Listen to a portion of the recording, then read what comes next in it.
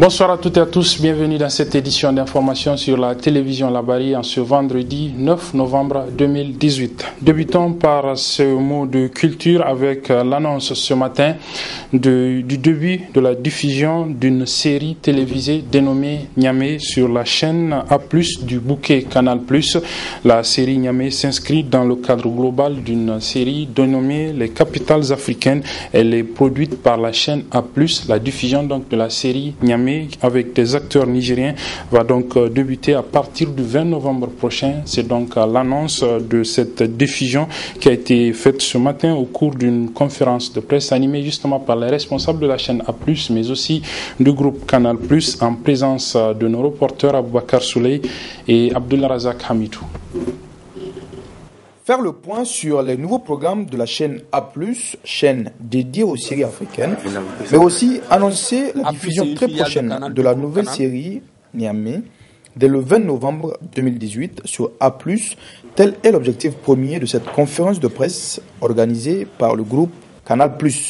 A+, est une chaîne qui a été créée en 2014. Le groupe a souhaité créer cette chaîne pour diverses raisons, entre autres pour renforcer les offres dès l'offre Access, en fait, sur les offres, on va dire, accessibles au plus grand nombre. Le projet se nomme Capitales Africaines. C'est une collection qu'on a voulu créer donc autour des capitales. L'idée est partie du fait que de plus en plus nos jeunes sont en quête de repères, sont en quête d'identité. Nous nous sommes dit qu'il fallait peut-être qu'on apporte une réponse donc à toutes ces interrogations-là. Porté par notre jeunesse. C'est une réalité panafricaine. Nous nous sommes dit qu'il fallait aller vers un concept panafricain qui rassemble le maximum de pays sur le continent. L'occasion de bosser les programmes établis en amont par A+, notamment 4 grands rendez-vous de la journée. On a un bloc de 4 séries, la case création, la case nostalgie, la case afro-novelas et la case saga. Donc, à part tous les jours, du lundi au vendredi, à partir de 15 heures, on fait de notre mieux pour que les téléspectateurs restent scotchés sur A+.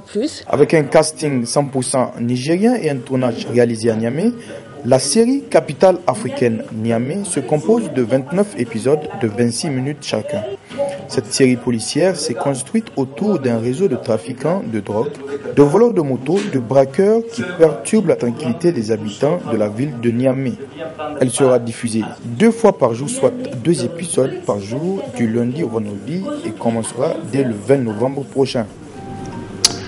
Le réseau nigérien des journalistes pour l'eau, l'hygiène et l'assainissement, REGEA, reconnaissant envers la coordinatrice de l'ONU Femmes ici au Niger qui est en fin de mission dans notre pays. Pour lui témoigner cette reconnaissance, le réseau lui a décerné ce matin un témoignage de satisfaction au siège de l'ONG ONU Femmes en présence de nos reporters Ibrahim Abdou et Harriata Salah. Le travail bien fait est toujours à récompenser. C'est pour s'inscrire dans cette logique que le réseau des journalistes pour l'eau, l'hygiène et l'assainissement REGEA a par la présente cérémonie décerné un témoignage de satisfaction à la coordinatrice pays de l'ONU Femmes en reconnaissance à la confiance placée au REGEA en lui confiant plusieurs projets dans le domaine du développement et de l'amélioration des conditions de vie de la femme nigérienne. Vous nous avez confié la gestion de beaucoup de projets et activités de développement, notamment le projet de promotion de l'hygiène menstruelle, le projet de communication pour la visibilité des actions de ONU Femmes au Niger, des activités dans le cadre du programme de violence basée sur le genre et beaucoup d'activités de promotion et de l'autonomisation de la femme au Niger. Grâce à vous, aujourd'hui nous avons un réseau de plus de 120 journalistes formés sur les thématiques liées à la promotion de questions de développement et de la femme. Grâce à vous, nous avons été primés plusieurs fois sur le plan international. Grâce à votre courage et votre confiance placée à nous, Madame Béatrice, vous nous avez appris le monitoring, le reporting et comment travailler avec le système des Nations Unies. Ce témoignage symbole d'un partenariat gagnant-gagnant est un honneur pour la coordinatrice pays de l'ONU Femmes et son staff. C'est un grand honneur, pas seulement pour moi, de vous avoir ce matin, mais aussi c'est un grand honneur pour ONU Femmes en tant qu'institution et aussi pour mes collègues. Parce que je dois vraiment dire que le travail n'a pas été fait par moi seul. C'était un travail d'équipe.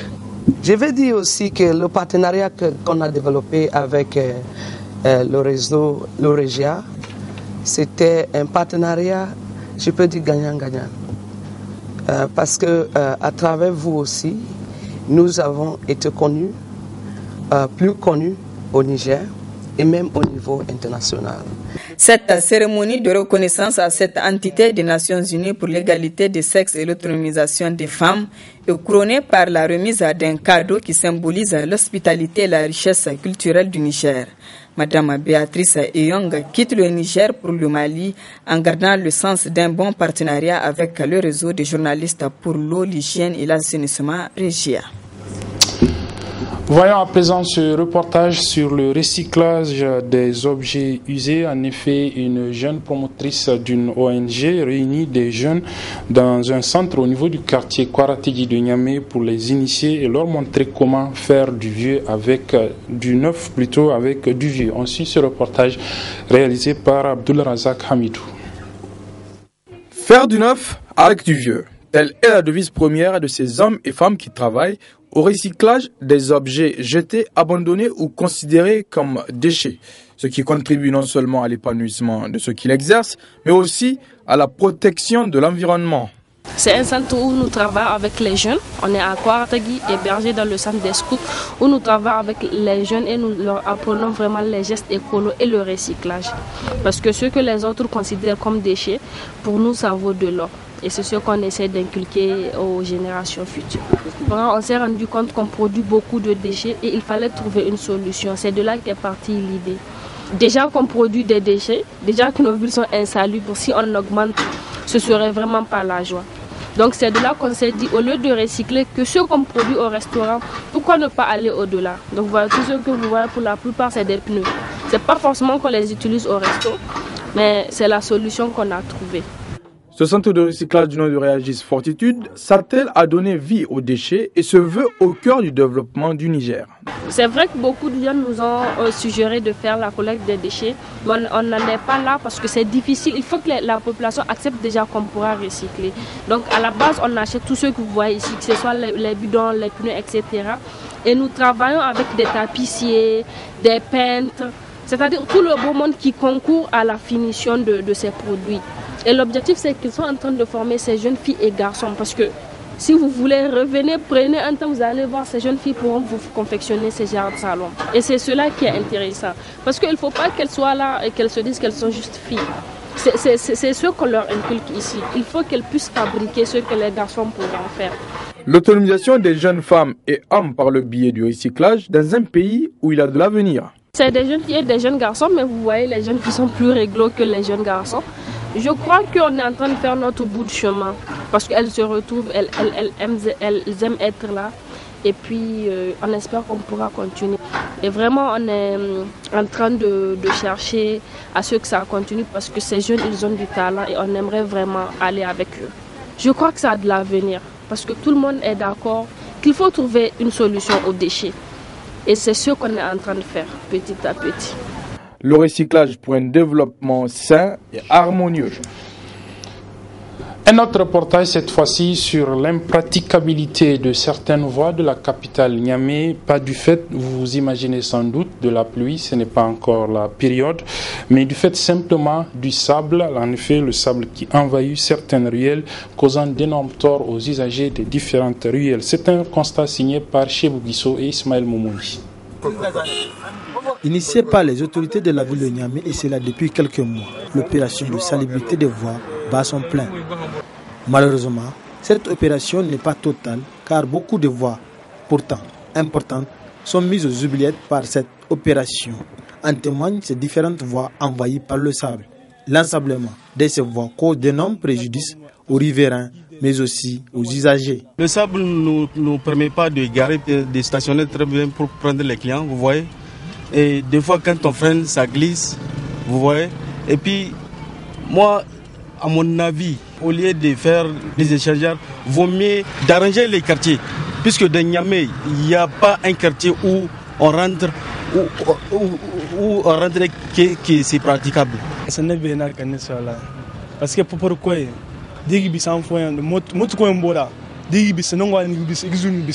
le sable bloque notre activité, ça dérange nos clients qui viennent mettre du carburant et ça occasionne parfois des accidents.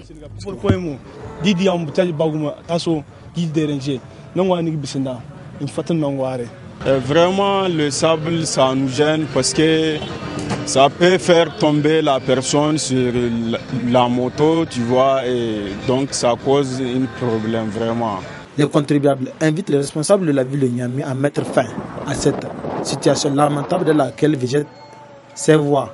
On lance un appel à la mairie qu'ils n'ont qu'à nous aider à arranger les goudrons pour enlever les sables sur le goudron, vraiment. À part quartier terminus et 105 logements, en dehors de ces quartiers-là, moi je vois que tout est zéro. Parce que vraiment, ça nous tracasse, ça casse nos véhicules. Vous voyez, ça nous empêche de rouler très bien. À chaque fois, on est au garage. Si les autorités de la ville de Niamey privilégient d'autres voies au détriment des autres, par comment ces voies vont être salubres. Donc, tous les seraient à croire que Niamey la coquette, tant prônée par le gouvernement, n'est qu'une propagande politique. Et pour refermer cette édition, nous vous proposons un reportage encore une fois sur les conséquences de l'exploitation de l'uranium dans la ville d'Agadez. Beaucoup parlent en effet depuis quelque temps de l'après-mine. Que vont devenir les populations riveraines de ces deux mines à leur fin, mais aussi l'environnement. Le dossier est signé par Sadou Doumi et Nasser Dantofo. Très bonne réception et bonne suite des programmes sur la télévision Labari. Chef-lieu de département, la ville d'Arlit, avec ses 147 000 habitants, a vu le jour grâce à l'exploitation des ressources naturelles, notamment l'uranium, abritant de grandes sociétés œuvrant dans ce domaine, à savoir la société de mines de l'Aïr, Somaïra, créée en 1968, et la compagnie minière d'Akuta, créée le 12 juin 1974. 49 ans d'exploitation de ce qui était la mamelle économique du Niger. La population de cette ville, elle n'a bénéficié que des conséquences néfastes de l'exploitation de ces minéraux. Nous sommes à Arlit depuis des années ici. Moi, je suis né à Arlit. Bon, pas né à Arlit, mais j'ai grandi à Arlit. Mais le problème qui se pose ici à Arlit, quand tu n'es pas un agent de la Somaïr, tu as tous les problèmes du monde pour vraiment avoir accès aux produits de santé. Nous, on est tous malades ici. Pourquoi? Parce que la radiation qui est en train de nous rendre tous malades. Maintenant, quand tu te rends à l'hôpital Somaïr, si tu n'es pas un agent Somaïr, tu n'es pas pris en charge. Pas du tout alors. Mais la première question qu'on te pose d'abord, ou bien tu es de la ville ou bien tu es de la Somaïr. Donc si tu n'es pas de la Somaïr, il faut t'attendre vraiment à une grande ordonnance parce qu'on ne te donne pas le produit gratuitement. Mais là, les agents de la Somaïr, même les numéros pour avoir accès au docteur, les numéros sont différents. Il n'y aura pas de développement durable. Parce que je parle d'une autonomie en énergie électrique. Parce que quand vous voyez la population d'Arlit là, la Nigélec là n'existe pas pour nous. La SNE n'existe pas. On parle toujours de la Cominac et de la Somaïr pour la fourniture en eau et en électricité. Si le château n'est pas autonome en énergie électrique, parce que je crois que dans la définition de Ramad tout à l'heure, il avait parlé que le château sera fourni en énergie électrique par la Cominac ou Areva ou bien la Somaïr. Mais il faut qu'il soit autonome pour gérer l'après-mine. Parce que l'après-mine là, mais s'il n'y a pas les deux sociétés là, mais le château là, il n'y a que de l'eau seulement dans le château, mais il n'y a pas de l'eau dans les maisons. Donc il faut vraiment, monsieur le député, gérer l'après-mine. Il faut que ce château-là ait son autonomie en énergie électrique. Ça, c'est un élément très important. Vraiment que vous devrez lutter pour que ce château-là ait sa propre autonomie en énergie électrique. Les industries uranifères, c'est des industries qui sont des grandes industries consommatrices de l'eau. Or, cette eau, elle est pompée par ces sociétés-là à hauteur de 13 millions de mètres cubes par les deux sociétés ici en place. L'eau, c'est un service. Il n'y a aucune compensation financière pour un fonds futur ou pour un fonds qui sera destiné à l'après-mine ou bien donc au développement de la région. À ce jour, les entités administratives censées bénéficier de la redevance minière accumulent un arriéré de 12 milliards de francs CFA. Le fait qu'il y ait Cominac et Somaïra à Arlit entrave l'arrivée des projets et des ONG. Parce que tous les projets ONG ne peuvent pas venir là où il y a des sociétés, des multinationales, des filières d'Areva. C'est pour ça que vous allez constater qu'à Arlit, actuellement, il n'y a aucun projet de développement qui a son siège ici et qui travaille. On ne peut pas dire qu'il n'y a pas d'importance parce que, en principe, nous bénéficions de ce qu'on appelle le redevance minière, qui est une loi au Niger. Même si on a des arriérés, il faut le reconnaître quand même que les sociétés versent à l'État les 5%. Et toute exploitation ne dépasse pas 5% du budget national. Et dans ces redevances minières, l'État rétrocède aux communes, les 15 communes qui constituent la région d'Agadez, dont Arlit, ce qu'on appelle le redevance minière. Oui, on trouve ça insuffisant vu l'importance de l'activité menée dans la zone, vu les dégâts occasionnés en termes environnementaux et vu l'attente de la population. Vraiment, nous trouvons ça très insuffisant. Très insuffisant parce qu'aujourd'hui, Somaïr et Cominac, c'est des grandes sociétés qui exploitent la richesse du Niger, qui tirent en tout cas de notre sous-sol. Par hasard, c'est la commune urbaine d'Arlit. Vous constatez vous-même que quand même, Arlit, après 40 ans, ne devrait pas être à ce stade-là. Ça doit être une ville, en tout cas, pas comme toutes les autres. La mine doit être une préoccupation majeure pour le gouvernement du Niger au vu des dégâts qu'engendre l'exploitation de ces minéraux pour l'environnement et sur la population, mais aussi penser à la génération future.